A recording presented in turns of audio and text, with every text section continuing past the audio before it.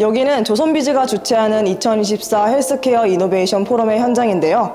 이곳에서 뇌질환 진단과 치료의 게임 체인저라는 주제로 멋진 강연을 해주신 무기니 연사님과 인터뷰 시간을 가져보려고 합니다. 인터뷰에 앞서 무기니 연사님에 대한 소개를 간단히 진행해 보려고 하는데요.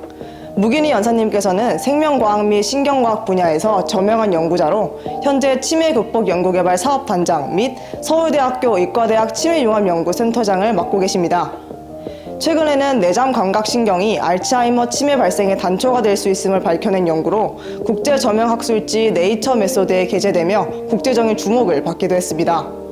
인터뷰를 통해 어떤 말씀을 해주실지 너무 기대가 되는데요. 지금 여러분을 그 현장 속으로 초대합니다. 네, 안녕하세요. 2024 헬스케어 이노베이션 포럼 연사 인터뷰 진행을 맡은 이동주입니다. 오늘은 무기니 교수님과 함께 인터뷰 진행해 보려고 하는데요. 먼저 반갑습니다. 네, 교수님. 반갑습니다. 네, 먼저 간략하게 자기소개 한번 부탁드려도 될까요?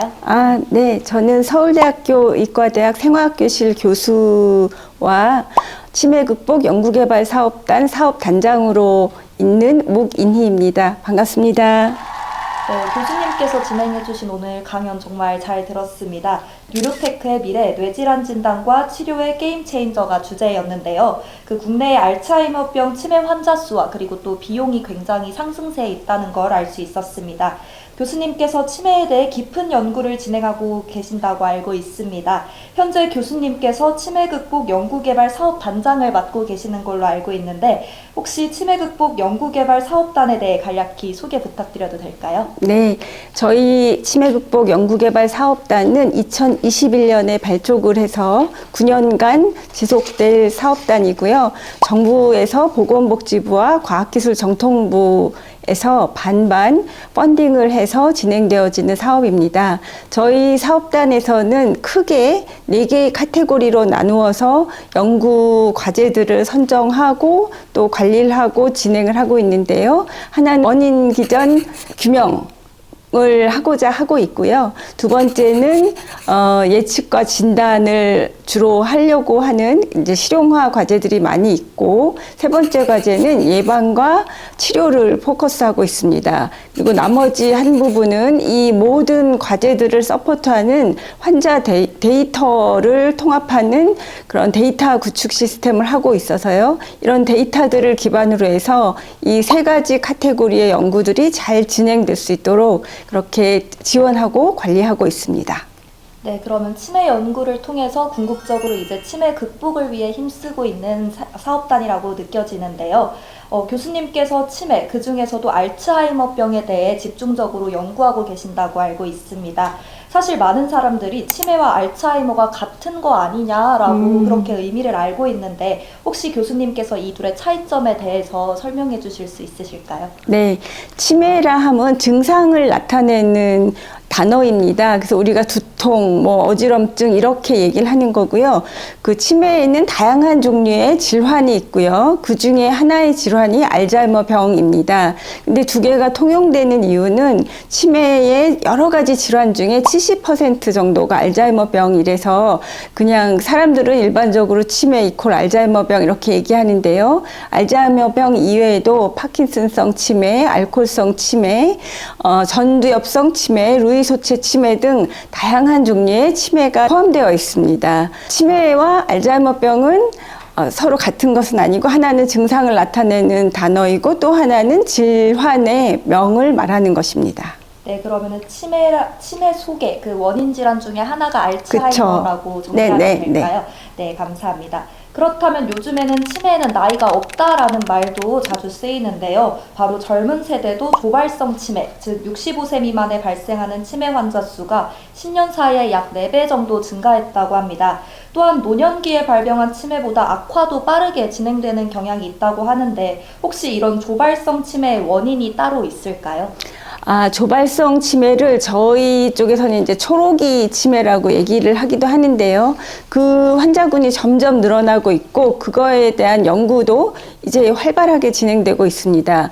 근데 이 환자군이 늘어나는 이유는 두 가지로 나누어서 봐야 될 것 같은데요. 한 가지는 진단 방법의 급속한 발전으로 진단이 아주 빠르게 되기 시작하면서 그동안 환자가 아닌 줄 알고 있다가 이제 환자로 디텍션 되는 경우가 하나가 있겠고요.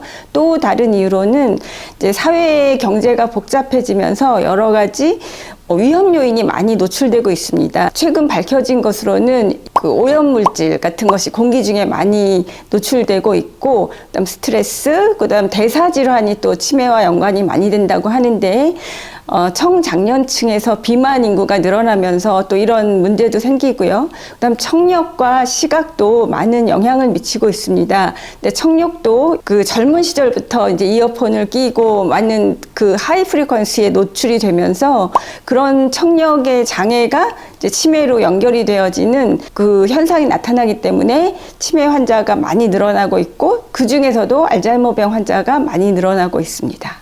네, 그러면은 이제 진단할 수 있는 경우가 발전했고 또 이제 사회 네네. 위험 요인이 증가하면서 그렇죠. 조발성 치매도 늘어나고 진단받는 환자 수도 늘어나서 그렇죠. 된 경향이라고 볼 수 있네요. 네. 네, 그럼 지금부터는 우리 교수님의 연구에 대해 조금 더 질문해보는 시간 가져보려고 하는데요.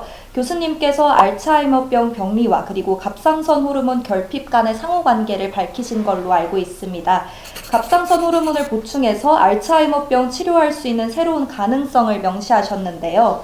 이 연구에서 알츠하이머병과 그리고 뇌내 갑상선 호르몬 결핍 간의 상호관계를 규명하실 때 혹시 가장 인상 깊었던 발견이나 연구 과정에서 전환점이 있을까요? 네, 제가 그 연구를 시작한 이유는 갑상선 호르몬 레벨이 혈액 검사를 했을 때 많이 떨어지면은 당연히 인지 기능이 동반한다 이렇게 모두들 알고 계십니다. 그런데 그 원인에 대해서는 깊은 관심을 갖지 않고 계셔서 그럼 도대체 왜 그럴까 그렇게 생각하고 연구를 시작했는데 제가 연구하면서 더 깜짝 놀란 것은 뇌 안에 갑상선 호르몬의 양이 먼저 줄어드는 게 먼저고요. 그 다음에 혈액 안에 양이 줄어드는 것을 발견했습니다.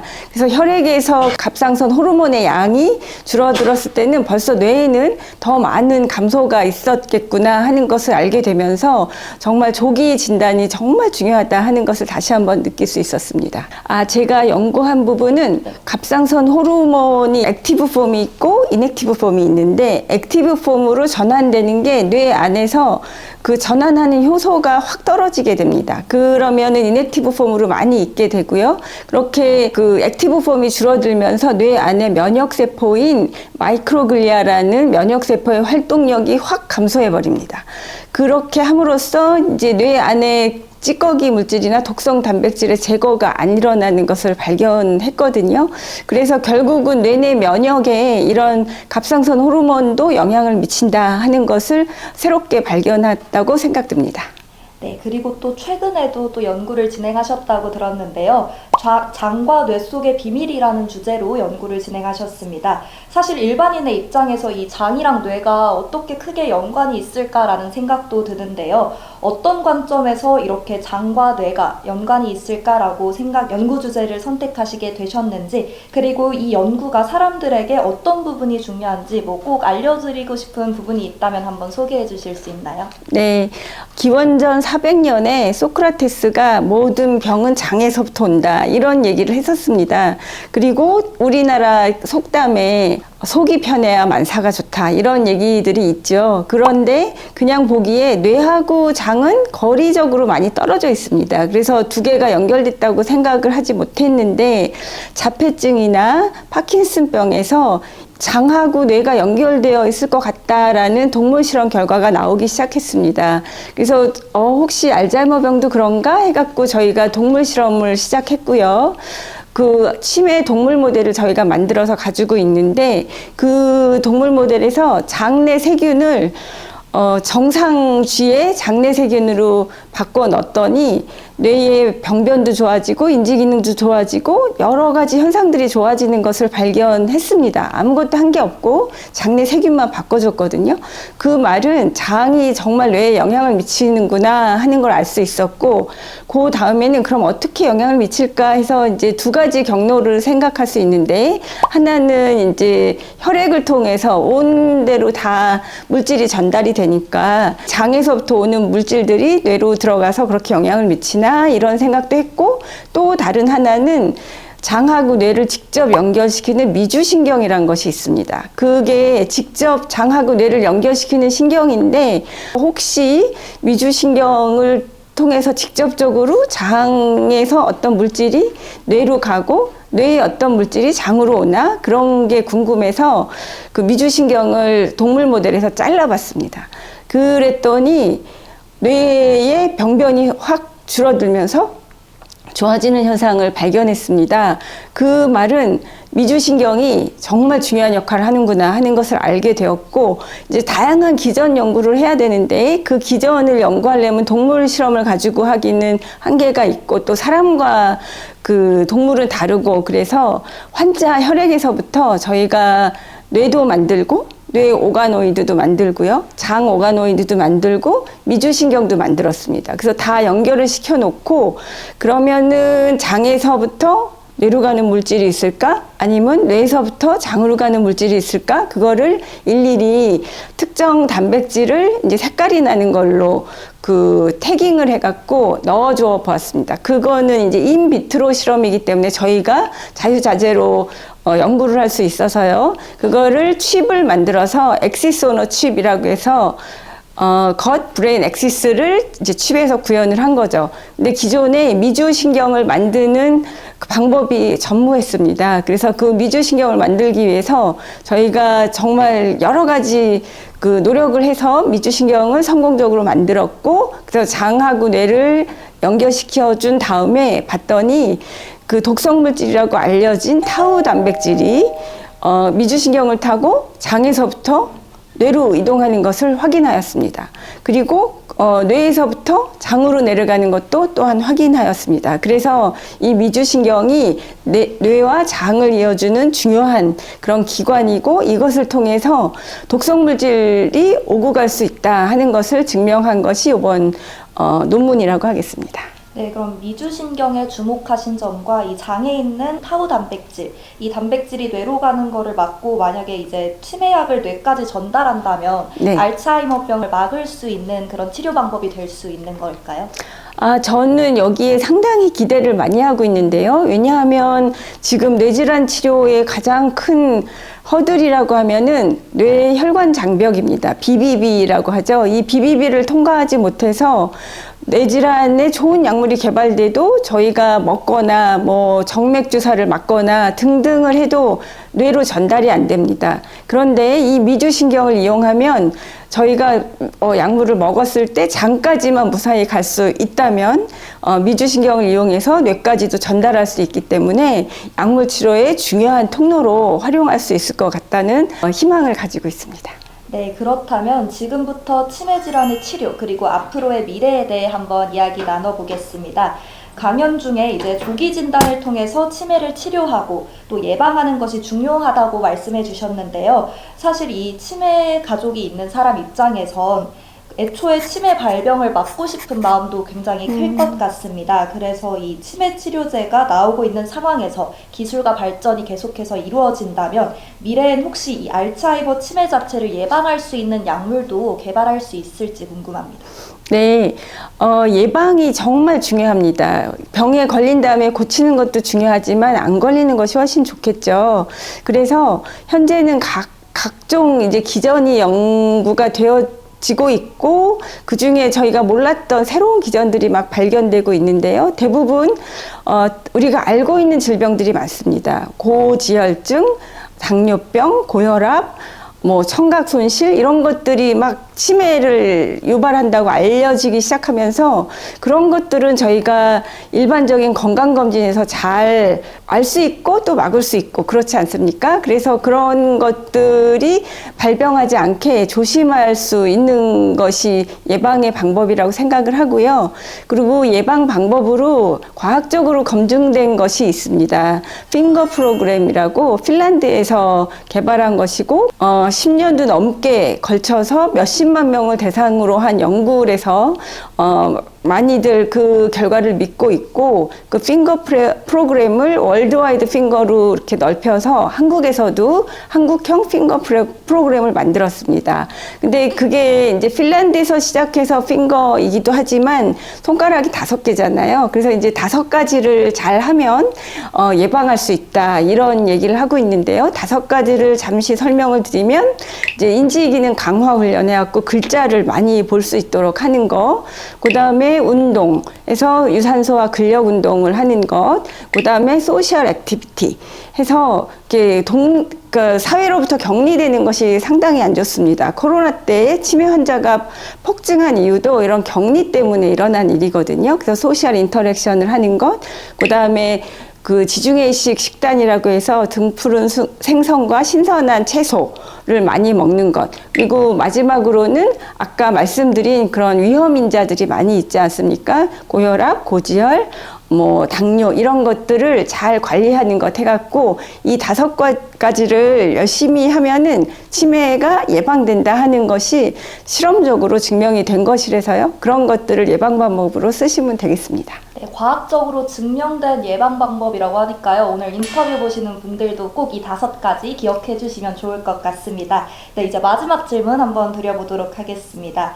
치매라는 질병은 이제 주위에서 굉장히 흔하게 볼 수 있는 질병이 됐는데요. 기존 치료제는 부작용이 많고 또 비용이 높다는 점에서 문제점을 인식할 수 있었습니다. 다행스러운 점은 인공지능 그리고 전자약 등과 같이 최신 기술이 굉장히 발달하고 있는데요. 이러한 최신 기술의 발전이 교수님의 앞으로 연구에 어떤 영향을 미칠지 그리고 치매와 알츠하이머에 대한 연구가 앞으로 어떤 방향으로 나아가야 될지 마지막으로 질문 드려보고 싶습니다. 네, AI의 발전은 정말 상상을 뛰어넘습니다. 그리고 너무나 빠르게 발전하고 있습니다. 아까 제 강의에서도 잠깐 소개시켜 드렸는데요. 예전에는 저분자 화합물을 개발하는 것은 정말 알 수 없게 막 트라이얼 에러를 해갖고 요행을 바란다고 한다면 이제는 그런 시대는 지났습니다. AI로 정확하게 구조를 파악하고 거기에 맞는 화합물들을 설계해보고 거기에 맞는 것들을 또 만들 수가 있습니다. 여러 가지 합성 방법도 발전을 해서요. 파켓에 딱 들어맞는 것을 또 만들 수가 있고 가장 큰 허들이었던 독성도 미리 테스트를 해볼 수가 있습니다. 다양한 프로그램을 가지고 테스트를 하고 또한 오가노이드는 환자 유래로 만들기 때문에 환자마다 다 다른 유전자와 인바이러먼트를 가지고 있지 않습니까? 그래서 거기에서 미리 플랫폼을 가지고 미리 이제 실험을 해서 유효성 평가를 한다면 아주 좋은 치료제를 예전에 10년이 걸렸다면 아주 단축할 수 있을 거고요. 이거와 더불어 전자약이나 디지털 치료제 등을 사용을 하면은 그 효과가 배가가 됩니다. 그래서 병용 치료를 하면서 치료를 훨씬 더 효율적으로 빠르게 할 수 있을 것이라고 생각이 들고요. 이제 치매 극복 사업단이잖아요. 근데 요 사업단이 끝나고 만약에 2기가 탄생이 된다면 이제 치매 해방 사업단이 되지 않을까? 저는 그렇게 기대해 보고 있습니다. 네, 치매 극복을 넘어서서 이제 해방까지 바라보고 계시는데 정말 치매에 대한 깊은 연구하고 계시고 극복을 위해 힘쓰신다는 거 잘 느낄 수 있는 답변이었습니다. 네, 주변에서도 쉽게 찾아볼 수 있는 질병이 치매입니다. 치매 극복은 아득히 멀고도 험한 길이라고 느껴지는데요. 치매 진단 기술과 치료 기술에 대한 눈부신 발전이 이 아득하고도 험한 길의 희망으로 빛나길 바랍니다. 지금까지 치매 극복 연구개발 사업단장이자 서울대학교 의과대학 생화학교실 무기니 교수님과 함께 인터뷰 진행했습니다. 인터뷰 응해주셔서 진심으로 감사드립니다. 네, 감사합니다. 네, 치매 환자와 그 가족들이 건강한 삶을 살아가는 새로운 미래를 기대하며 인터뷰 마치도록 하겠습니다. 감사합니다. 감사합니다.